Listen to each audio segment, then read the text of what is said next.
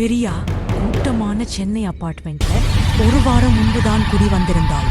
ஆனால் ஏற்கனவே அவளுடைய சிறிய பாத்ரூம்ல டேப் அவளை பைத்தியமாக்கி கொண்டிருந்தது. ஒவ்வொரு நாள் இரவும் 1:15 AM பிறகு அது காற்றை மட்டும் வெளியிடும். யாரோ குழாய்கள் வழியாக மூச்சு விடுவது போல, எரிச்சலுடனும் பாது தூக்கத்துடனும். அவள் தன் போனை செக் பண்ணினாள். பேட்டரி மறுபடியும் டெட் ஆகிறது. பின்னர் வாட்ச்மேன் சொன்ன கிரீப்பி ஜோக் நினைவுக்கு வந்தது. டேங்க் மோட்டார் ஆஃப் பண்ணச்சும் ஓடுது. புதிய பொண்ணுங்க தான் மேல போறதுக்கு. அதை தானே சரி செய்ய முடிவு செய்து அவள் போன் டார்ச்சை எடுத்துக்கொண்டு குறுகலான உரிந்த படிகளில் ஏறி டெரஸ்க்கு சென்றாள்.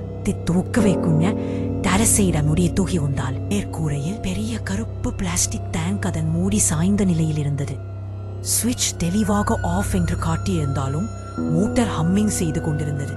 பிரியா குனிந்து லைட்டை அடித்த போது தண்ணீர் போல தெரியவில்லை. மாறாக அடர்ந்த கருப்பி முடி மெதுவாக சுழறுவது போல தெரிந்தது.